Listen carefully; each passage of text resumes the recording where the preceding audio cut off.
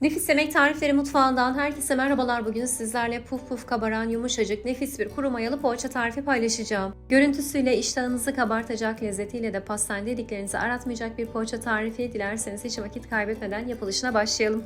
Öncelikle yoğurma kabına 1 su bardağı ılık süt, 1 su bardağı ılık su, 1 yemek kaşığı kuru maya ve 1 yemek kaşığı toz şekeri alalım. Tel çırpıcıyla karıştırdıktan sonra mayanın aktifleşmesi için yaklaşık 15 dakika kadar bekletelim.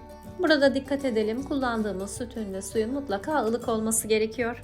Daha sonra içerisine bir tane yumurta akı, 1 su bardağı sıvı yağ ve 2 tatlı kaşığı tuzu ilave ederek son kez karıştıralım.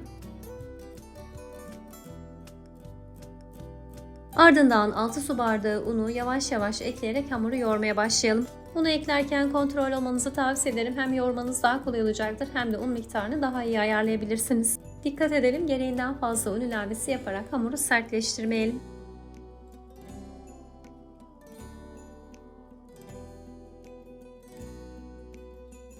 Toparlanan hamurun üzerine streç film ve temiz bir örtüyle örterek mayalanması için ılık bir ortamda yaklaşık 50 dakika bekletelim.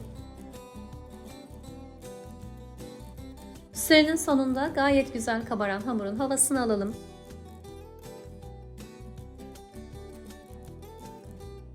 Un serptiğimiz tezgaha aktaralım. Hamuru şöyle bir tekrar toparladıktan sonra 4 parçaya bölelim.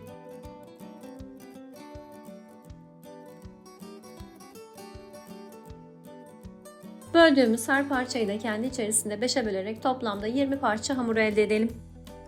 Poğaçaların eşit boyutta olması için bu aşamada büyük olduğunu düşündüğünüz hamurlardan keserek küçük hamurlara ilave yapabilirsiniz. Şimdi hamurlarımızı tek tek toparlayarak beze haline getirelim. Ardından pişirme kağıdı serdiğimiz fırın tepsisine aralıklı olacak şekilde dizelim. Ben bu ölçülerle söylediğim gibi 20 tane poğaça hazırladım. Dilerseniz daha küçük parçalara keserek daha fazla sayıda poğaça da elde edebilirsiniz.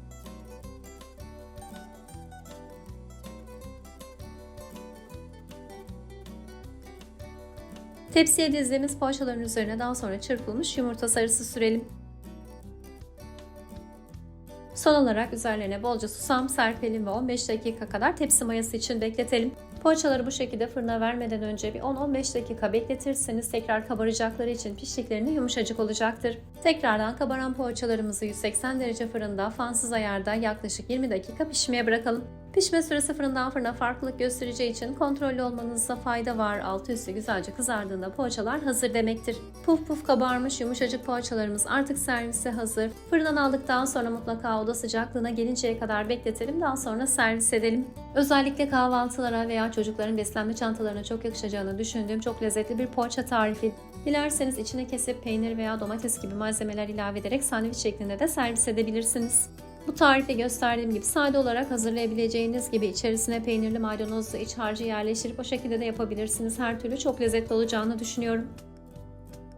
Tarifle ilgili yorumlarınızı ve fotoğraflarınızı her zaman bekliyor olacağım. Videoyu vakit ayırıp sonuna kadar izlediğiniz için özellikle teşekkürler.